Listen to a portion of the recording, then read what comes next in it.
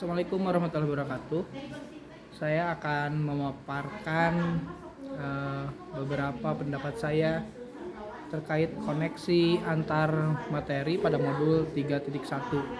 Di sini saya akan memaparkan yang dipandu dengan beberapa pertanyaan. Ada 14 pertanyaan pada koneksi antar materi di modul ini. Yang pertama, bagaimana filosofi Ki Hajar Dewantara dengan Pratap Triloka memiliki kaitan dengan penerapan pengambilan keputusan sebagai pemimpin? Tentunya sangat berkaitan erat antara pengambilan keputusan dengan Pratap Triloka ini. Misal pada kalimat Ingarso Song Tulodo, di depan memberi teladan. Keputusan yang kita ambil tentunya akan menjadi contoh dan teladan bagi setidaknya murid dan bahkan mungkin guru lain pun. Ing madya mangun karso, di tengah membangun semangat atau niat. Tentunya dengan keputusan baik yang kita ambil akan memberi semangat pada murid pada proses pembelajaran, baik itu secara langsung ataupun tidak langsung. Kalimat terakhir, Tutwuri Handayani, di belakang memberi dorongan. Kita berusaha sebaik mungkin bagaimana keputusan yang kita ambil dapat memberi keberpihakan kepada murid sehingga mendorong mereka kepada pembelajaran yang lebih baik dan berpihak pada murid. Pertanyaan kedua, bagaimana nilai-nilai yang tertanam dalam diri kita berpengaruh kepada prinsip-prinsip yang kita ambil dalam pengambilan suatu keputusan? Nah, tentunya proses pengambilan keputusan baik kita sebagai pemimpin maupun sebagai guru sangat dipengaruhi oleh nilai-nilai yang kita bawa. Karena tanpa disadari, nilai-nilai yang sudah ada dalam pikiran kita akan mempengaruhi benar tidaknya, bagus tidaknya, besar kecilnya keputusan yang kita ambil. Pertanyaan ketiga, bagaimana materi pengambilan keputusan berkaitan dengan kegiatan coaching yang diberikan pendamping atau fasilitator dalam pembelajaran proses pembelajaran kita, terutama dalam pengujian pengambilan keputusan yang telah kita ambil? Apakah pengambilan keputusan tersebut telah efektif? Masih adakah pertanyaan-pertanyaan dalam diri kita atas pengambilan keputusan tersebut? Hal ini tentunya bisa dibantu oleh sesi coaching yang telah kita lakukan, yang telah dibahas pada sesi sebelumnya. Tentunya dalam proses coaching ada proses penggalian potensi dengan pertanyaan-pertanyaan berbobot. Dalam proses penggalian tersebut kita secara tidak langsung melakukan brainstorming terhadap segala sesuatu yang berkaitan dengan segala kemungkinan yang terjadi pada saat kita mengambil keputusan, dan kita akan selalu men-challenge apapun keputusan yang kita ambil dengan pertanyaan-pertanyaan lanjutan sehingga dapat memberikan keputusan yang memberikan akses yang kecil namun sangat efektif, seperti itu. Nomor 4, bagaimana kemampuan guru dalam mengelola dan menyadari aspek sosial, emosionalnya akan berpengaruh terhadap pengambilan suatu keputusan? Tentu sangat berpengaruh bagi seorang guru untuk mengambil keputusan baik secara sosial emosional, apalagi dalam posisi guru sebagai makhluk sosial, dia selalu berkaitan dengan orang lain. Tentunya saat mengambil keputusan dia akan berhadapan dengan dilema-dilema etika dengan rekan-rekan lainnya. Nomor 5, bagaimana pembahasan studi kasus yang fokus pada masalah moral atau etika kembali pada nilai-nilai yang dianut seorang pendidik?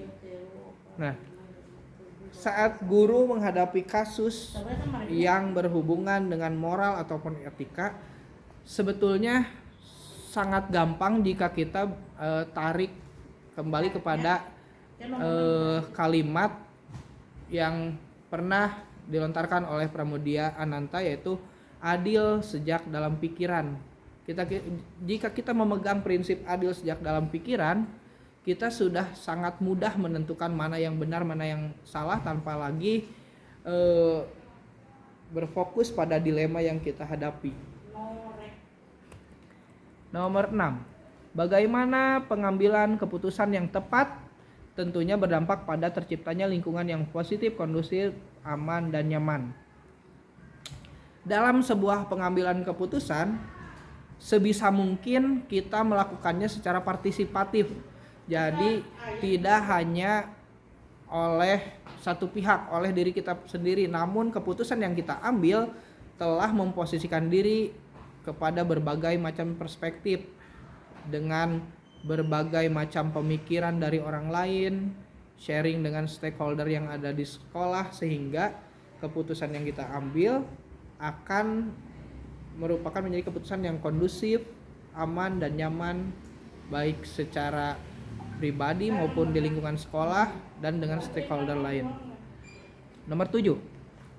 Apakah tantangan-tantangan di lingkungan Anda untuk dapat menjalankan pengambilan keputusan terhadap kasus-kasus dilema etika ini?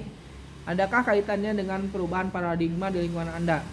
Tentu di setiap lingkungan pasti ada dilema yang harus diambil, yang akan muncul saat pengambilan keputusan.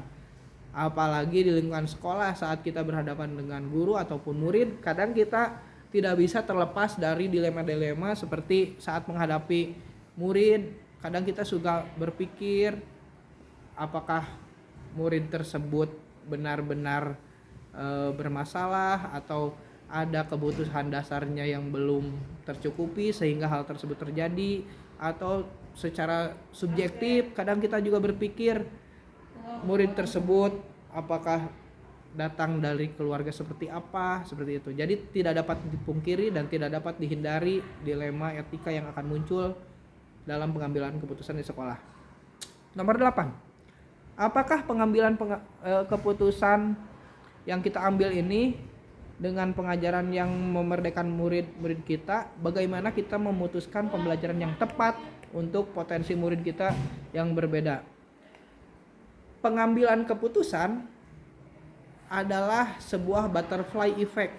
Sekecil apapun keputusan yang kita ambil di hari ini akan berpengaruh pada proses pembelajaran di sekolah di masa yang akan datang, serta bagaimana kita memutuskan pembelajaran yang tepat pada murid, tentunya dengan assessment yang tepat dan diterjemahkan dengan pembelajaran berdiferensiasi yang tepat untuk setiap murid, akan memberikan murid fasilitas untuk mengembangkan potensi mereka yang berbeda-beda.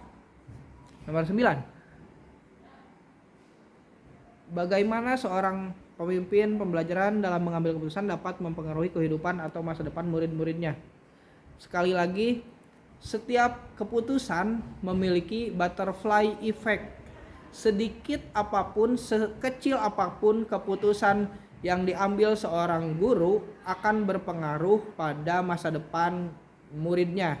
Sedikit apapun perilaku yang diberikan oleh guru akan berbekas pada murid di masa yang akan datang dan merupakan butterfly effect.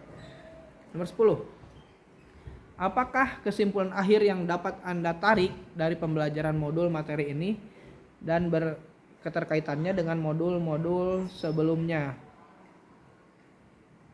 Nah, pengambilan keputusan merupakan hal yang paling strategis dan sangat signifikan berpengaruh terhadap pembelajaran yang berpihak pada murid.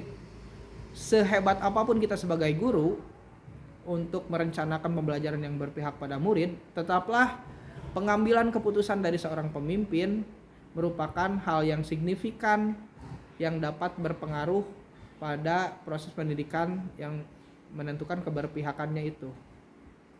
Nomor 11. Sejauh mana pemahaman Anda tentang konsep-konsep yang telah Anda pelajari di modul ini, yaitu mengenai dilema etika, bujukan moral, 4 paradigma pengambilan keputusan, 3 prinsip pengambilan keputusan, dan 9 langkah pengambilan dan pengujian keputusan. Adakah hal-hal yang menurut Anda di luar dugaan? Sejujurnya tidak ada yang terlalu mengejutkan dan tidak ada yang di luar dugaan, namun pengetahuan dari modul ini semakin memahamkan kita dalam cara bagaimana kita mengambil keputusan yang akan menghasilkan lingkungan yang kondusif, aman dan nyaman bagi kita maupun lingkungan kerja kita yang akan kita ambil keputusan. Dan dalam mengambil keputusan walaupun banyak dilema, tentunya kita harus mengambil keputusan yang terbaik dari beberapa keputusan yang sebetulnya sama baiknya, seperti itu. 12. Sebelum mempelajari modul ini, pernahkah Anda menerapkan pengambilan keputusan sebagai pemimpin dalam situasi moral dilema? Bila mana pernah, apakah ada bedanya dengan apa yang Anda pelajari di modul ini? Sejujurnya, saya belum pernah ada di posisi pimpinan yang mengharuskan saya mengambil keputusan, apalagi dihadapkan dengan beberapa dilema yang harus saya hadapi. Tetapi tentunya pembelajaran ini akan menjadi bekal bagi saya bila mana kedepannya saya menjadi seorang pemimpin.